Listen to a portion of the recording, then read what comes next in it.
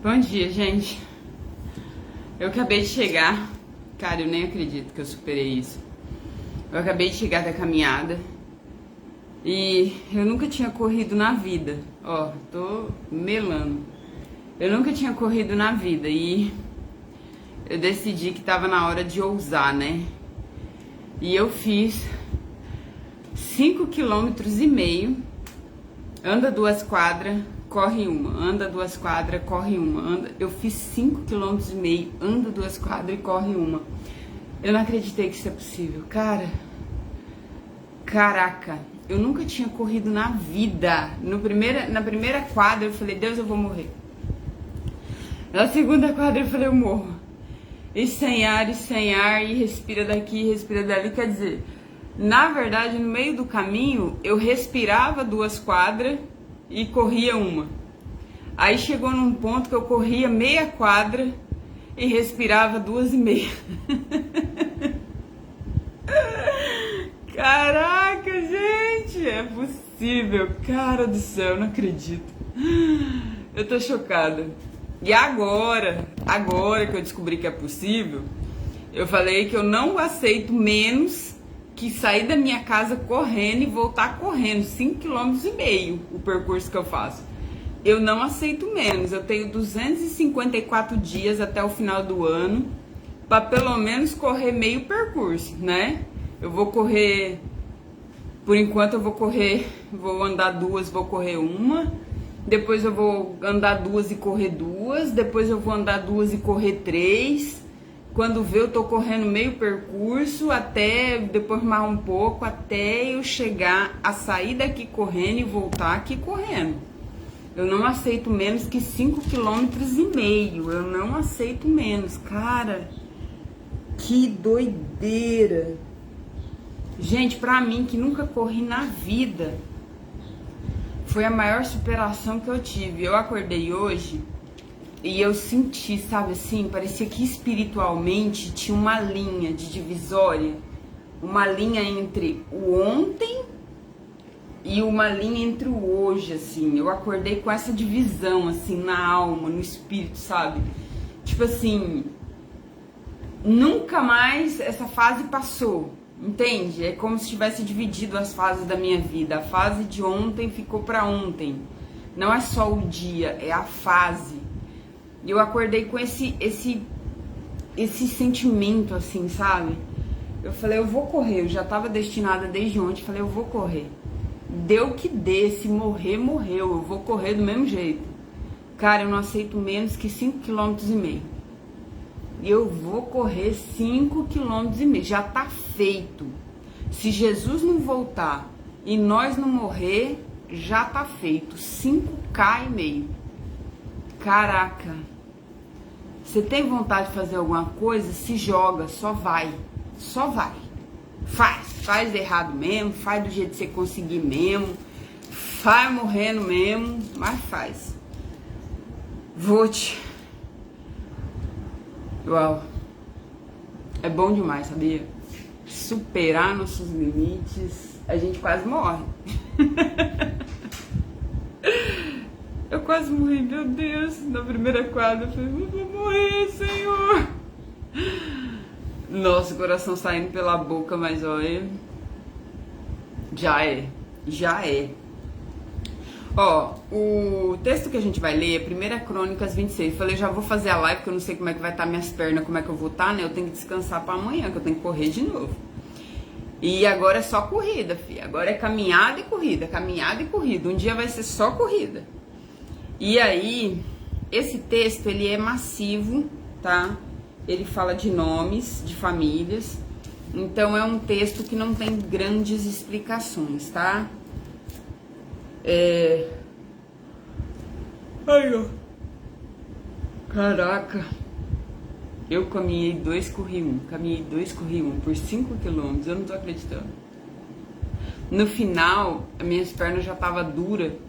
Eu nem sentia direito a corrida, assim. Eu já não tava sentindo as pernas, mano.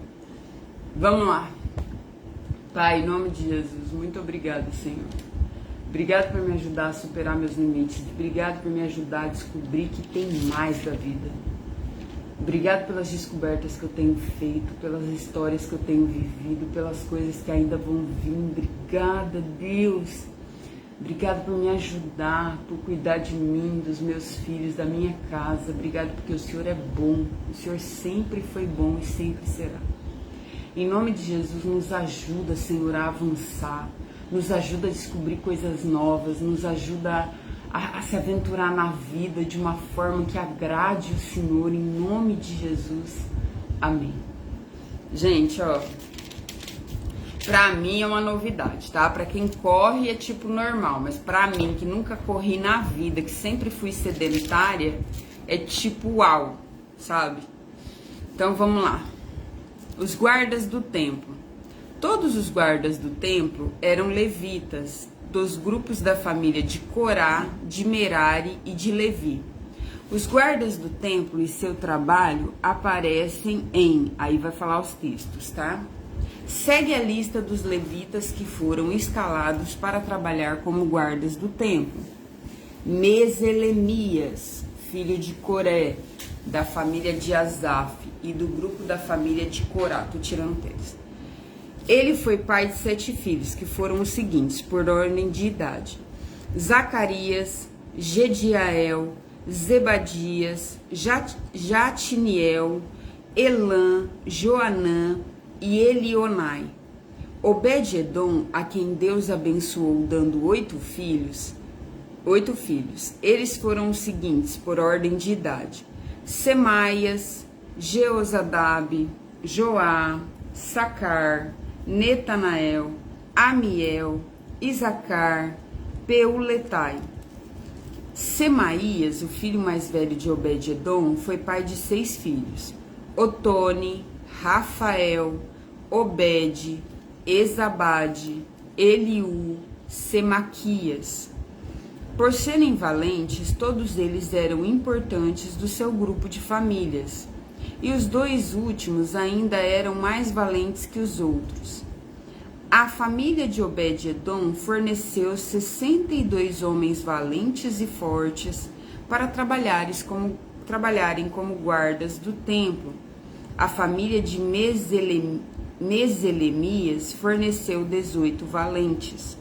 Do grupo das famílias de Merari, havia Oza, que foi pai de 4 filhos. Singri, que foi posto pelo seu pai como chefe, embora não fosse o filho mais velho.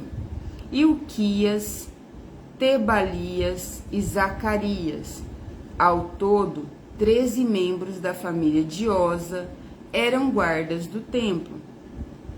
Os guardas do templo foram divididos em grupos de acordo com as suas famílias e receberam tarefas no serviço do templo, como os outros levitas.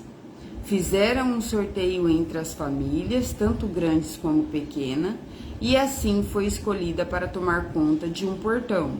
Selemias recebeu por sorteio o portão leste, e o seu filho Zacarias, que dava bons conselhos, recebeu o portão norte. Obed-edom foi sorteado para o portão sul, e os seus próprios filhos foram sorteados para tomar conta dos depósitos. Supim e Oza receberam por sorteio o portão oeste e o portão de Salaquete, na entrada de cima. O serviço dos guardas foram divididos de seguinte modo: cada dia havia 6 guardas no leste, 4 no norte e 4 no sul. 4 guardas ficavam nos depósitos, 2 em cada um. No pátio oeste, ficavam 4 guardas perto da estrada e 2 no pátio propriamente dito. Assim ficaram repartidas as tarefas dos guardas que pertenciam ao grupos de família de Corá e Merari. A gente pode pensar assim: poxa, mas por que há esse tipo de coisa na Bíblia? Divisão de famílias, nome, genealogia, distribuição de serviço, porque Deus é um Deus de ordem. Deus é um Deus que gosta de ordem, de planejamento. Então, ele nos ensina com tudo isso que nós precisamos ter um planejamento certo para nossa empresa, para nossa família, para nossa vida, para os nossos sonhos. Deus é um Deus de disciplina. Eu sempre fui indisciplinada, eu sempre fui uma pessoa muito rebelde, né, obviamente, e também sem muita disciplina, sem organização. E Deus tem me ensinado a organização, tem me ensinado a disciplina. Porque com disciplina a gente alcança bons resultados, aliás, resultados excelentes na vida. Se a gente não tiver uma disciplina, a gente não vai ter sucesso. E seja um sucesso familiar, seja um sucesso físico no corpo, seja um sucesso nos negócios, no dinheiro. Se a gente não tiver uma disciplina de guardar o dinheiro, disciplina de administrar bem o seu pagamento, disciplina de, né, com o seu corpo, de fazer um exercício, disciplina de educar os seus filhos, corrigir o que precisa ser corrigido ao invés de fazer vista grossa. Se a gente não tiver essa disciplina na vida, a gente não vai alcançar os bons resultados, não adianta, não vai ter jeito. Sabe? E eu sempre fui uma pessoa muito indisciplinada, na verdade, né? Eu não gosto muito de regra, sabe? Eu não gosto de regra, mas Deus tem me ensinado que mesmo sem gostar de regras, né? Alguma disciplina eu preciso ter, senão não dá pra chegar, né? Nos objetivos. Então ele tem me ensinado aos poucos o que realmente importa e é essencial para mim, né? Cada um tem uma coisa que é essencial. Eu, para mim, com a minha maneira de ser, ele tem me ensinado nos negócios, ele tem me ensinado com os meus filhos, ele tem me ensinado com o meu corpo, que a disciplina, ela vai me levar mais longe, ela vai me levar aos meus objetivos. Então, todo dia desse ano de 2026, eu vou levantar e fazer meu exercício. Não interessa se vai estar caindo neve, pedra, gelo, a não ser que Jesus voltar ou ele me levar. Do contrário, por disciplina, eu vou fazer o que precisa ser feito, entende? Então, essa disciplina, ela está contida em toda a Bíblia. Se você reparar, a Bíblia toda ela tem disciplina. Por que ela tem a linhagem? Para você entender que Deus dá importância à nossa linhagem. Ah, Rafa, meu pai foi alcoólatra, meu pai foi abusador, meu pai foi, sei lá, tantas coisas que pode ser, né? Bandido, roubou, matou. Deus dá importância para isso? Se você quebrou essa legalidade, essas maldições na sua vida, se você tem uma vida santa, correta e justa diante de Deus, acabou. Mas se não, isso infelizmente se perpetua na geração. Você não vê que o pai é alcoólatra, o filho é alcoólatra, o neto é alcoólatra e por aí vai, sabe? Então são coisas que nós precisamos quebrar. Nós precisamos acabar com esse vínculo de a minha família tinha câncer, então eu vou ter câncer também. Tá, você tem os mesmos hábitos alimentares da sua família? Porque muitas vezes as pessoas têm câncer, né? Fulana tinha câncer, então eu tenho câncer, eu vou ter câncer também. Não necessariamente. Se você leva uma vida regrada, se você come direito, se você vive faz seus exames direitinho para saber como é que tá a sua saúde. Depende do estilo de vida que aquela pessoa levava, se você leva o mesmo estilo de vida. A genética, ela influencia muito pouco. Se você estudar mesmo, você vai descobrir que a genética, ela é uma parte mínima disso. É muito mais como você leva a sua vida, que traz os mesmos riscos, os mesmos fatores ambientais que aquela pessoa sofreu. Então, nós dividimos a mesma geladeira, nós dividimos os mesmos hábitos alimentares, a gente consome as mesmas coisas, vive a mesma vida, praticamente. Então, provavelmente tem o mesmo tanto de porcento de ter o câncer que aquela pessoa tem. Entende? Então, nós quebramos padrões. Quando a gente fala, não, aqui não. Ah, seu pai gritava, sua mãe gritava, todo mundo gritava na sua família. Você resolve não gritar. Não vou gritar. Meus filhos, não vou. Eu preciso me curar um pouco desse mal ainda, né? Eu preciso me curar desse mal. Mas o que acontece? Eu já quebrei muitos padrões que vieram da minha família. Quebrei, não quero. Para mim, para os meus filhos, não. Para minha vida, não. Entende? Então, a gente tem que quebrar padrões. A gente tem que quebrar. Ah, na minha família todo mundo é gordo. Vive uma vida desregrada, come errado. Eu não quero. Eu vou comer direito. Então, vai lá e come direito. Quebra o padrão. Seja o primeiro magro da família. Na verdade, o primeiro saudável da família. Não morra de obesidade. Porque a obesidade, por mais que as pessoas pensem assim, eu preciso me aceitar, mas ela mata. Ela mata. Essa é a realidade. A obesidade mata. Eu sou gordinho porque eu gosto de mim desse jeito. Mentira, tu come pra caramba, que ninguém é gordo sem comer. Entendeu? Essa é a realidade. Por que eu tô gordo? Porque eu comi pra caramba, eu gosto de comer, eu tenho problema com isso. Eu gosto. E eu gosto de comer mais que o normal. Tudo bem, eu entendo, eu aceito, mas eu não vou viver com a doença obesidade. Eu vou fazer algo para mudar essa realidade. Eu resolvi fazer algo para mudar o fato de eu fumar. Eu resolvi parar de fumar. Eu não vou morrer de câncer de pulmão. Eu não vou morrer de obesidade. Eu resolvi fazer algo para mudar isso, entende? Então, na verdade, eu resolvi me movimentar e agora eu descobri que dá para correr e agora eu vou correr. Então, na verdade, a gente precisa quebrar os padrões antigos. A gente precisa quebrar essa mentalidade de que eu nasci assim, Gabriela, né? Essa mentalidade de Gabriela. Eu nasci assim, eu cresci assim, eu vou ser sempre assim. Crê em Deus Pai. Sangue de Jesus tem poder. Não, eu nasci não nasci assim.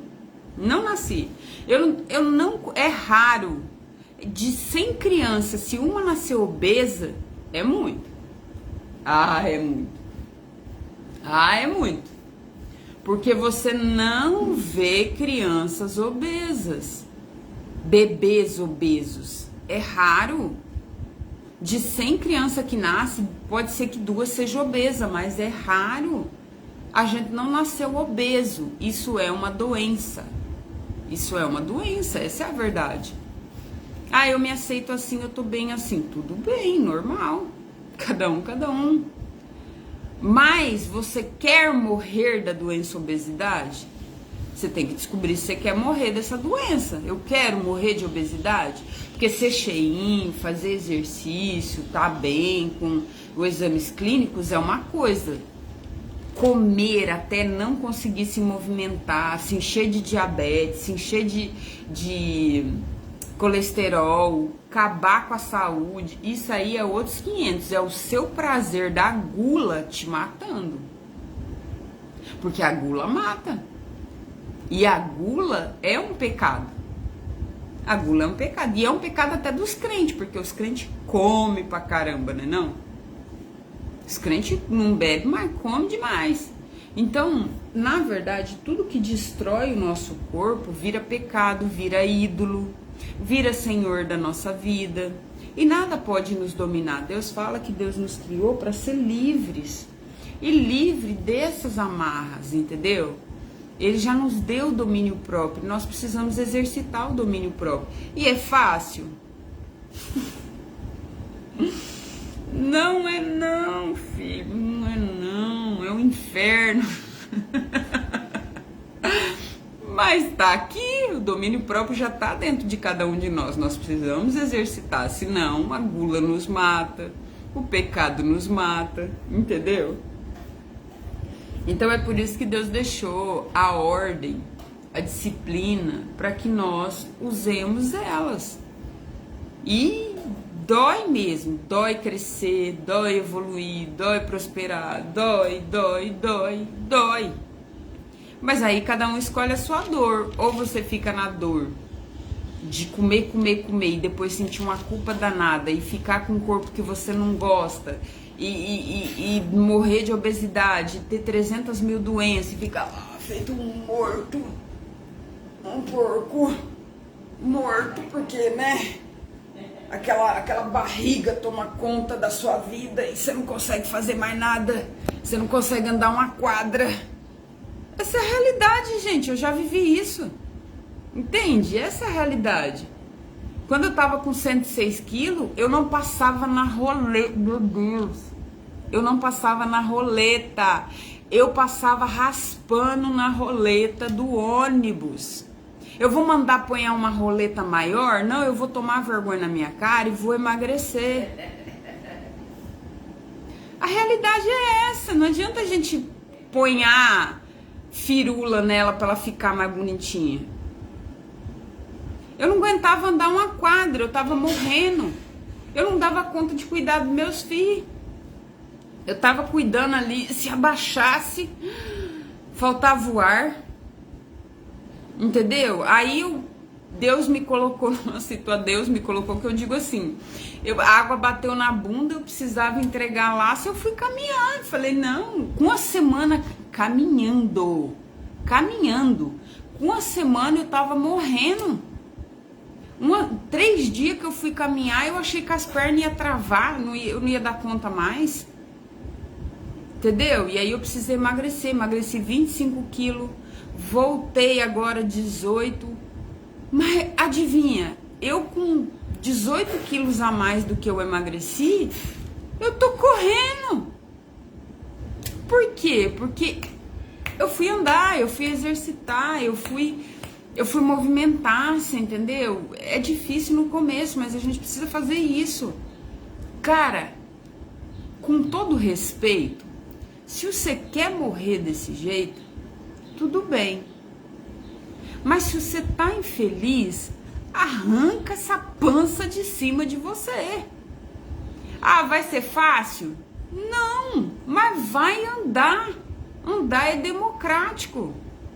Vai andar, vai fazer um exercício, vai se movimentar 3 vezes por semana, 2 vezes, 1 vez, não importa, vai fazer alguma coisa. Sabe? Dá trabalho mesmo, dá trabalho. Ter trabalho, evoluir, dá trabalho. Eu sei, gente. Meu Deus, quando eu andei, a primeira vez que eu andei 3 quilômetros, que eu fui entregar a primeira vez na ilha, que eu tava com uma pança enorme, que eu não passava direito na roleta, 106 quilos eu tava. E pra mim já tava grande, entendeu? Já tava enorme. Uma vergonha passar na roleta, difícil, meu Deus do céu. Raspando pra tudo quanto é lado. E aí eu fui andar 3 quilômetros, eu quase morri. Eu falei, eu vou morrer. Pronto, morri. E aí eu falei, não, assim não dá pra ficar, eu tenho que andar. E eu fui com 1 semana, eu quase morri pra andar. E eu fui andando, e eu fui fazendo do meu limão uma limonada. O que eu fiz? Eu comecei a incentivar as pessoas a andar também.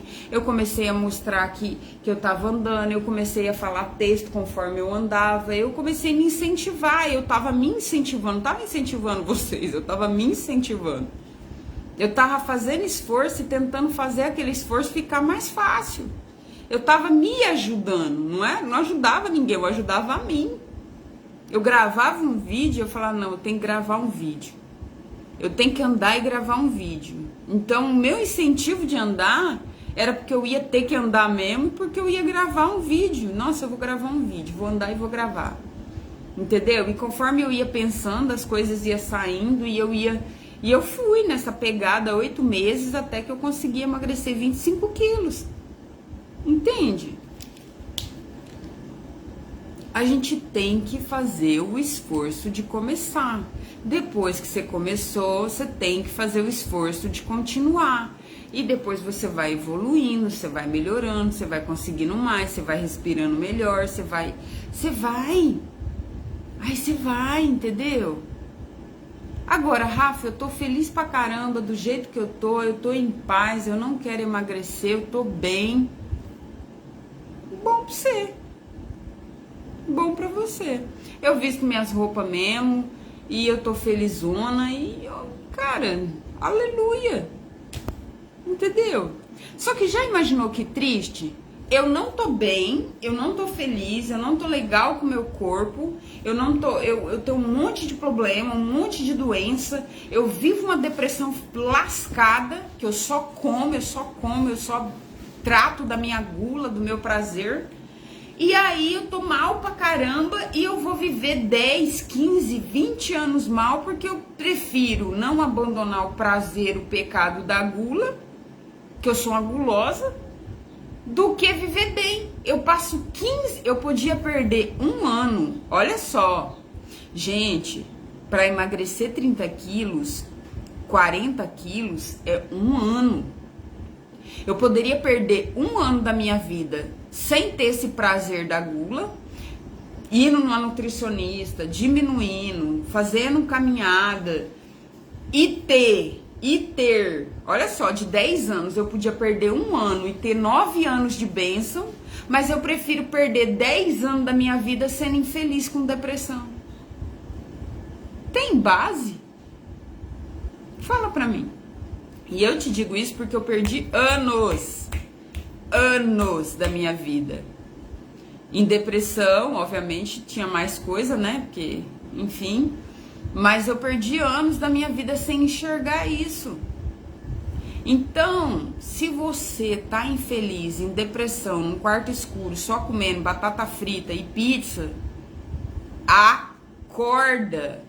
Porque tem muitos anos pela frente. Você pode sacrificar um ano da sua vida e ser feliz no resto. Digo isso por experiência própria. Eu tenho fala. Eu vivi isso.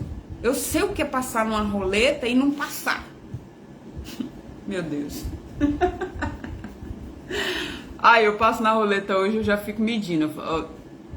Tá bom. Deu espaço. É triste, é muito triste, cara. Mas a gente supera. Se você for indo devagarzinho, você vai superar, entendeu? Você vai superar. Não queira medir pela a blogueira que tomou o remédio da hora, o Mounjaro, não sei o quê. Não queira fazer tudo rápido demais. Se você puder tomar seu Mounjaro, toma seu Mounjaro. Porque vão falar. Cara, não interessa o que vão falar. Põe na tua cabeça. O teu caminho é o teu caminho. Rafa, eu tenho condições de pagar uma nutricionista, nutróloga, e eu vou tomar Mounjaro, e eu vou tomar remédio, e eu vou fazer... Glória a Deus. Rafa, eu tenho condições, eu vou fazer ou eu consegui pelo convênio, eu vou fazer uma bariátrica, e eu vou... Glória a Deus. Não, eu vou na caminhada, eu vou na boca mesmo, na reeducação alimentar. Glória a Deus, o teu caminho é o teu caminho. Não pegue o caminho dos outros.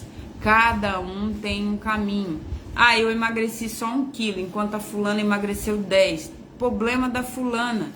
Ela tem o caminho dela. Eu tenho o meu. Entende? O problema da gente é que a gente está o tempo todo tentando comparar as nossas vidas com a do vizinho, a do fulano, a da blogueira, a da... eu tenho 40 anos, eu, Rafaela, tenho 40 anos e eu ainda não venci na vida.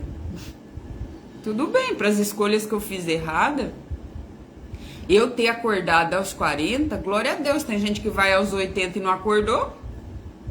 Então eu já acordei cedo, né? Não, eu poupei 40, Deus me poupou 40 anos de tristeza. Glória a Deus, eu tenho que ficar feliz. Então, já que eu acordei, agora eu vou acordada até os 80. Já é sucesso, eu já tô no lucro. Eu penso assim, eu tô no lucro, eu acordei aos 40, né? Não foi aos 40, bem, não aos 40, foi mais pra trás um pouquinho, mas eu acordei. Ainda bem que dos 40 até os 80 eu vou poder viver acordada. E quem tá dormindo? Entendeu?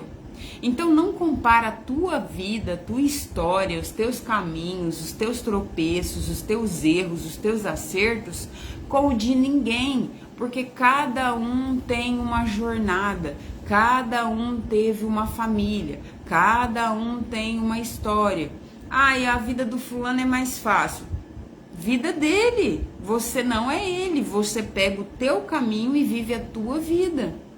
Quando você começa a olhar, eu te falo por experiência própria. Quando você começa a olhar com amor, tá? Porque é necessário amor pra gente olhar pra vida da gente. É necessário a gente ver onde a gente errou? É. Se arrepender? É. Chorar pelos nossos erros? Também. Porque dá tempo de você se arrepender, dá tempo de você parar e pensar o que dá pra fazer diferente. É necessário fazer tudo isso.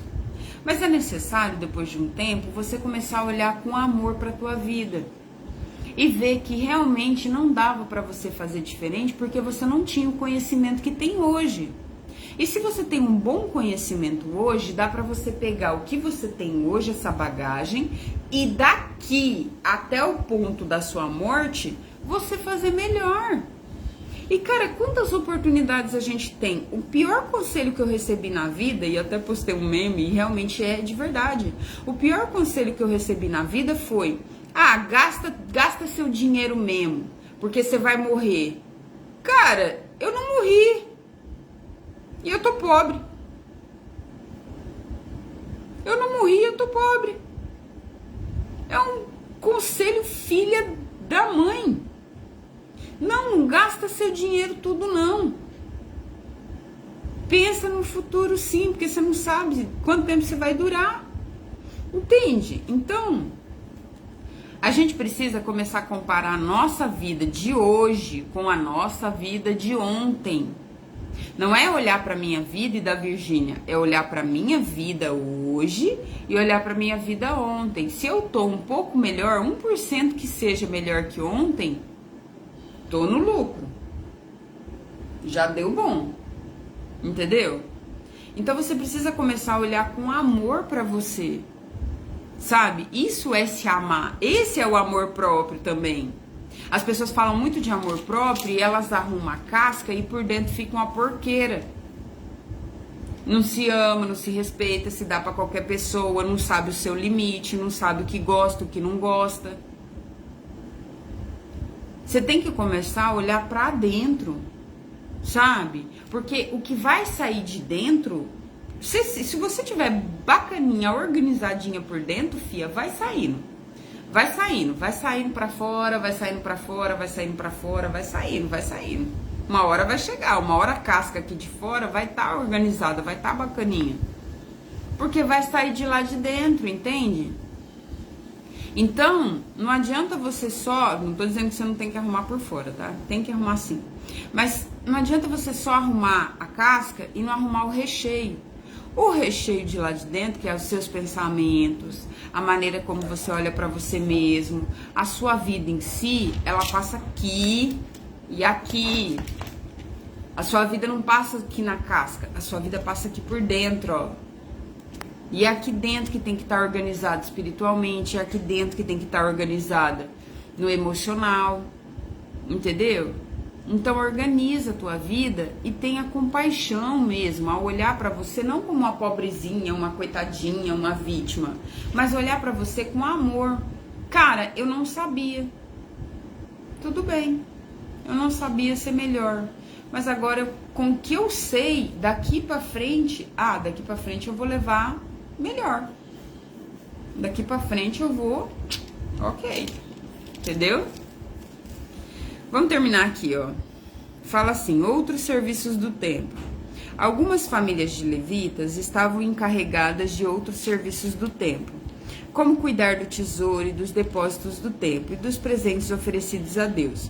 Outros levitas estavam encarregados de escrever o que acontecia e resolver as questões que surgiam no meio do povo, tá?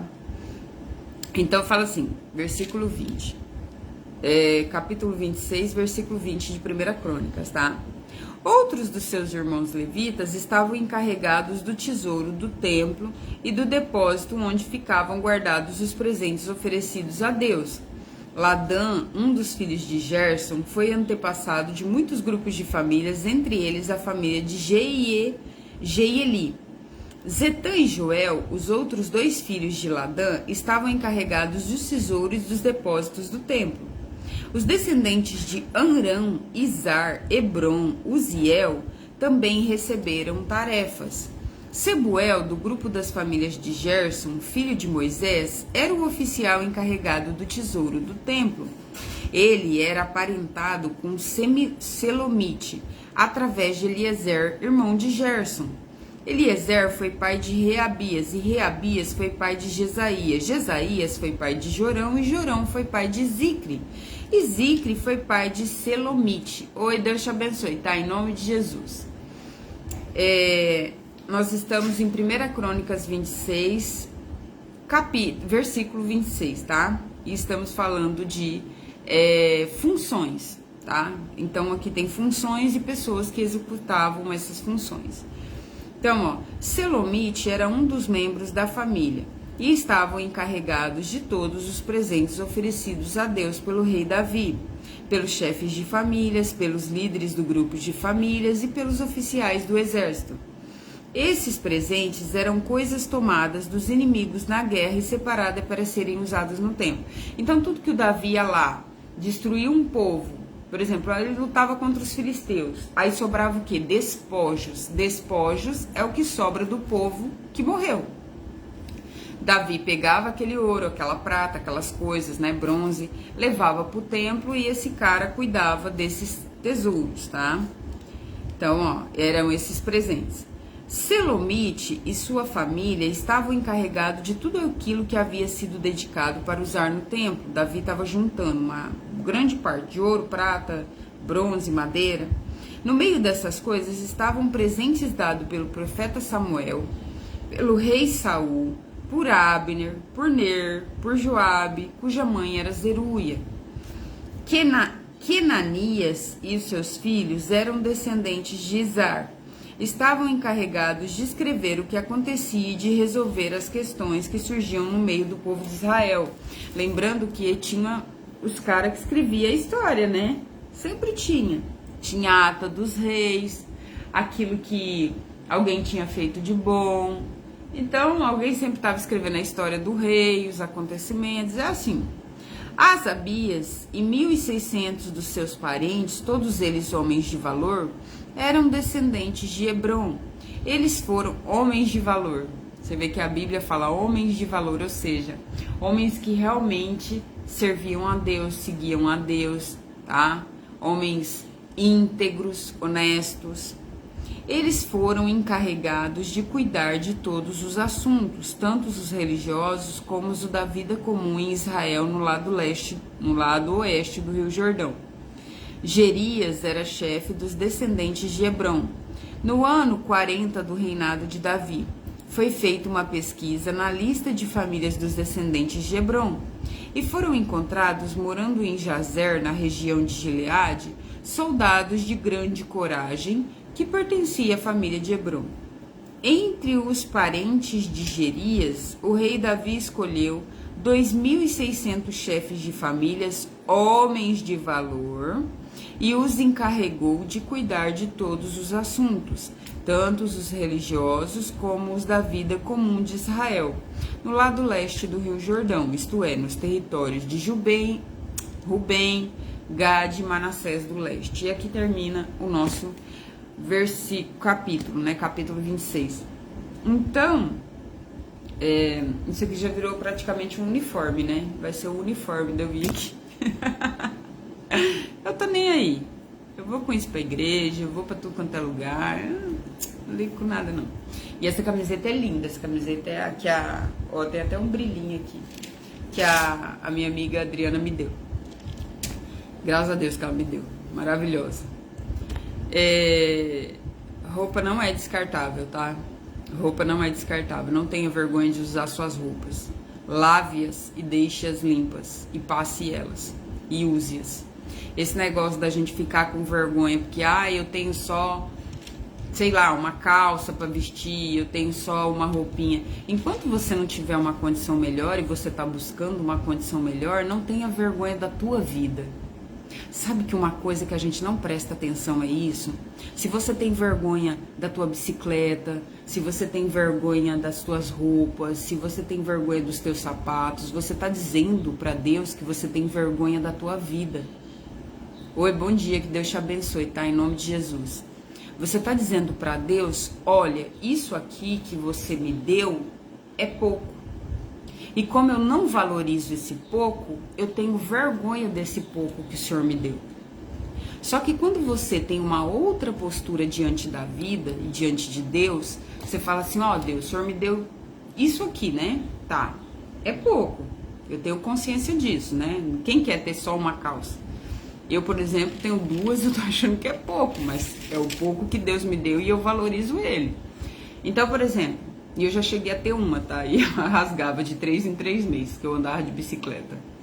Então, ó, quando você fala pra Deus, ó Deus, eu tenho esse pouco, mas com esse pouco eu vou fazer o melhor que eu puder, então eu tenho uma calça só, eu vou trabalhar com ela, eu vou pros lugares com ela, eu não me envergonho, você entendeu? Eu vou fazer o melhor que eu puder com aquilo que eu tenho. A Bíblia é clara, quem é fiel no pouco, sobre o muito eu te colocarei. Então, quando você tem vergonha do seu pouco, você está dizendo para Deus, eu não agradeço, eu tenho ingratidão, eu acho que é pouco que o Senhor colocou e para mim tá ruim. E quando você tem ingratidão no seu coração, ele não vai te acrescentar mais. Entende? Ele não vai acrescentar mais, porque o princípio de prosperidade, um dos princípios de ser acrescentado mais, é exatamente a gratidão. É você valorizar aquilo que você já tem. Então, por exemplo, eu tenho, sei lá, né, um pouco de material para trabalhar. Sei lá, eu faço doce, que nem eu faço laço. Então, eu vou valorizar meu pouco, fazer o melhor que eu puder, vender esse pouco, pegar o dinheiro e comprar um pouco mais. E mais, e mais, e mais, e mais, entende? Então, assim, cara, por experiência própria, eu cheguei por 2 anos a ter, sei lá, 2 blusinhas. Praticamente quase 2 anos, ter 2 blusinhas. Ah, Rafa, você podia comprar? Eu tinha que escolher, ou eu comprava blusinha, ou eu sustentava meus filhos. Era nesse nível mesmo. E eu escolhi sustentar eles. E foi a melhor escolha que eu fiz naquele momento. Até que Deus me acrescentou as brusinhas, entendeu? E eu falo pra vocês, quando ele fala do deserto, que o sapato daquele povo, né, que vivia no deserto lá, quando Moisés leva o povo, tira do Egito e leva o povo pro deserto, e o sapato não gastava, é verdade. Eu fiquei com o sapato, ó, uma vida. E esse sapato durou anos. Eu não sei nem como ele durou anos, mas ele durou. E foi um tempo muito difícil na minha vida que eu cheguei aqui em Pereira, né? Já fazem 4 anos, graças a Deus. E ele passou esse tempo difícil. Mas se você tiver com o seu pouco, valoriza. Não fala para Deus tendo vergonha, assim como ter vergonha de Deus. Tem gente que tem vergonha de ser crente, tem gente que tem vergonha de ir pra igreja. Cara, você tá doido? Jamais você pode ter vergonha de Deus, entende?